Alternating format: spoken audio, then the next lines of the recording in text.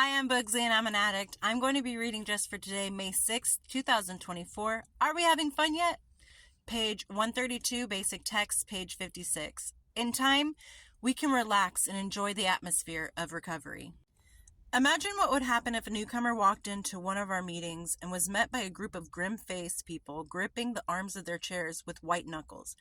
That newcomer would probably bolt, perhaps muttering, "I thought I could get off drugs and be happy." Thankfully, our newcomers are usually met by a group of friendly, smiling folks who are obviously fairly content with the lives they've found in Narcotics Anonymous. What an enormous amount of hope this provides.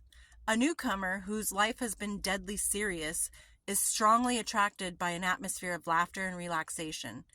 Coming from a place where everything is taken seriously, where disaster always waits around the next corner, it's a welcome relief to enter a room and find people who generally don't take themselves too seriously, who are ready for something wonderful.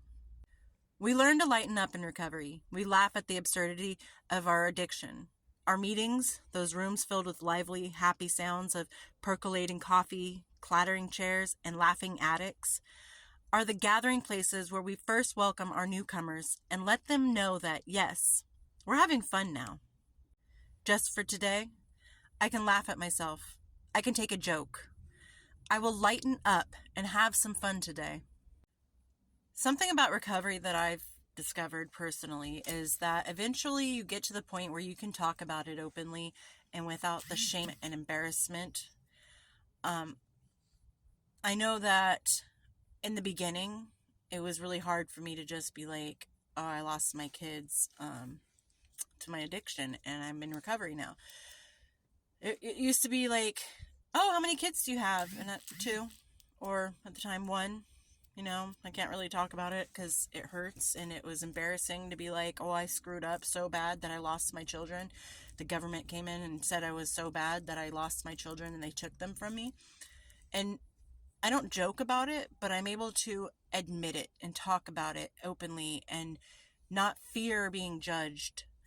And if I do find judgment against me, that's fine. That's natural. But I don't let that bother me, other people judging me, because I know my story. I was there the entire time. I was on the front line and I suffered it, but I'm also healing from it.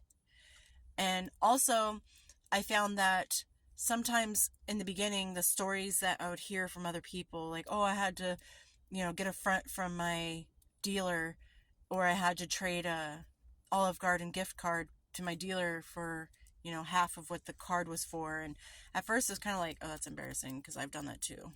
But now it's like, oh my God, yeah, we did that too. Like, we can laugh about it because it's like, I've done that too, you've done that too, and we all have stories that coincide with each other and make sense to each other because we've done that, we've been there. And at first it's kind of like, oh, and you kind of shrink into yourself of, oh, that's embarrassing. And now you're openly willing to just be like, oh, guess what? Okay, no, listen, this is what I did before. And it's not a way to diminish or to lower the severity of the situation. It's not to be like, oh, haha, addiction's funny. It's to kind of help you relax enough to know that you're not alone and that your experience was probably shared with many other people in a different, way, but the same experience. And when you can open up and accept what you've done and kind of giggle about the absurdity, like the literature said, it helps you heal a little bit because you're like, wow, yeah, that was dumb. I can't believe I did that. That was dumb. But I'm glad I'm not doing it anymore. I'm glad that's not something I have to worry about anymore. And it's really nice to know that never alone, never again really means never alone, never again. And you'll find, no matter how many days, weeks, years you have of recovery, that you will always find somebody who has a story that hasn't been brought up before but matches yours. And you're like, oh, yep, that too. And then the next time you go, it's like, yep, that too.